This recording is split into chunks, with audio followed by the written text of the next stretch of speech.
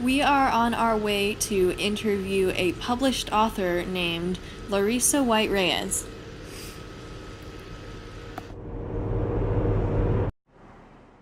This is Bouquet Canyon Park, where we will be meeting and interviewing Miss Reyes. My partner Ziamara and I will be conducting the interview.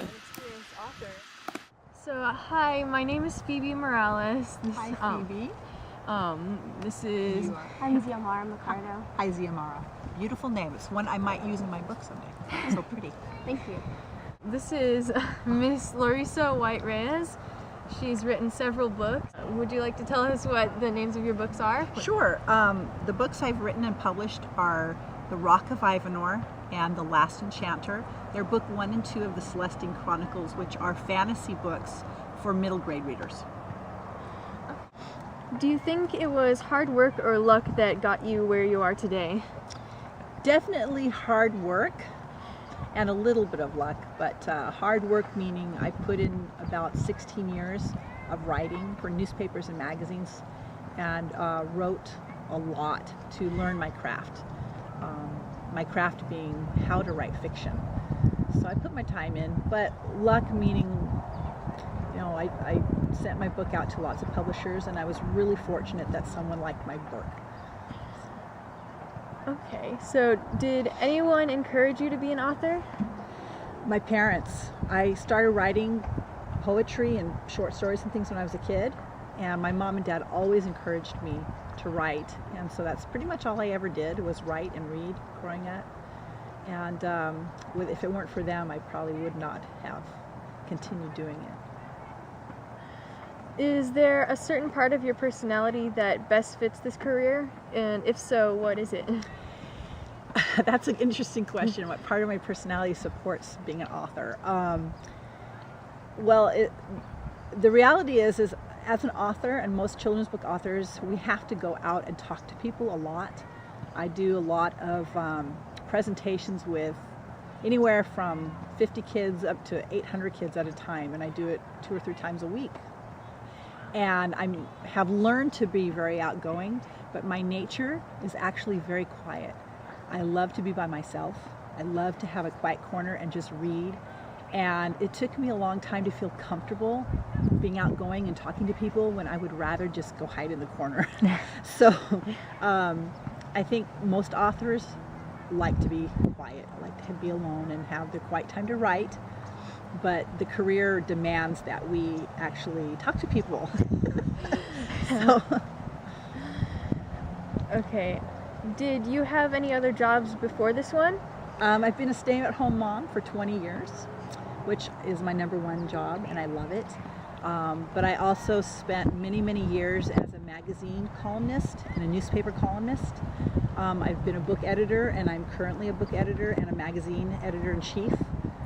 Editor-in-chief of Middle Shelf magazine, and I work also for Schuyler Press. But all of those jobs I've done from home on my spare time.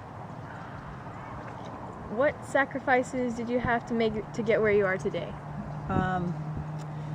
Sacrifices, mostly sleep, especially when my kids were little. I have 5 children, and my oldest is 20 years old, and my youngest is 6.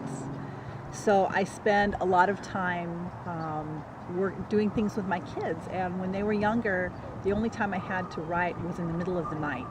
So I would get up with my kids when they would wake up crying or whatever, and then I'd stay up till 2 or 3 in the morning and write. Now I'm a little older and I get tired faster, so now I try to get up about a half hour before they do, and I write then. So that's my biggest sacrifice. So, what risks did you take in becoming an author? Oh my goodness, what risks did I take? Well, I didn't really have anything to lose because if I never published anything, it wouldn't have changed anything in my life. But I suppose because I'd wanted to be an author my whole life, it felt risky sending my work to other people and getting critiqued, sometimes criticized, and having other people tell me what was wrong with it. And I had to learn how to use that to my advantage and to become a better writer. So I don't know if it was a risk as much as a learning experience, but it was worth it. Did you have any small failures along the way? Many small failures, many large failures too.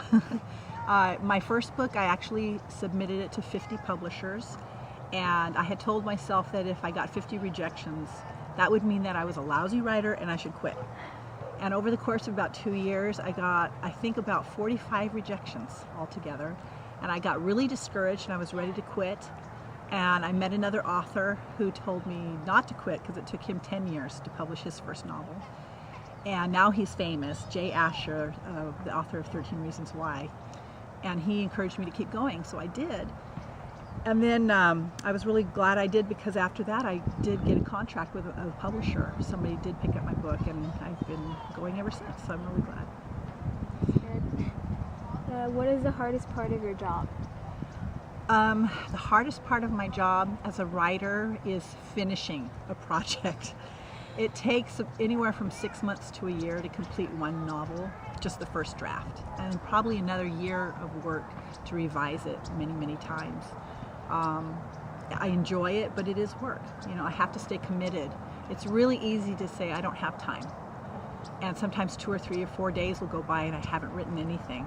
And I have to make sure I do my writing first before I do anything else. Otherwise, I'll never get anything done. Were there any classes in high school you would encourage us to take to help us prepare to become an author? Yes, believe it or not, just any English class where you have to write essays, stories or essays, and you write your essays and you hand it out to give it to your teacher, and then your teacher gives it back and it's covered with red marks, right? All the mistakes that you made.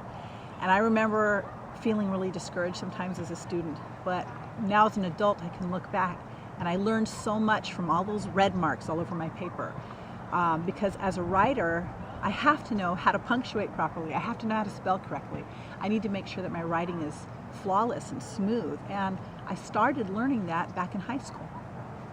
So just any English class, and if you can take a creative writing class, oh, do it. It's worth it. And finally, what advice would you give someone who wants to enter this career path? I think the best advice I could give anyone who wants to be a writer is to not quit. Because anyone out there who's a successful author, the only difference between someone who's a successful author, a published author, and someone who isn't, is that the published author never stopped writing, never stopped trying. They say everybody has a story. Everybody does have a story, but only some people will take the time to write it down. So if you can write down your story and get to the end of it and make it the best story you can make it, then you have a real shot at becoming a published author one day. Okay. Well, thank you for your time. We really appreciate it. You are so welcome. I wish you both the best of luck. Thank you. Thank you. All right. Bye-bye. Bye. I think it was really helpful to get experience from an experienced author who has published a book. And it will definitely help us in the future when we want to become authors. And I'll always remember that when I start writing and want to publish it. Yeah. You just have to never give up. Always stick to it.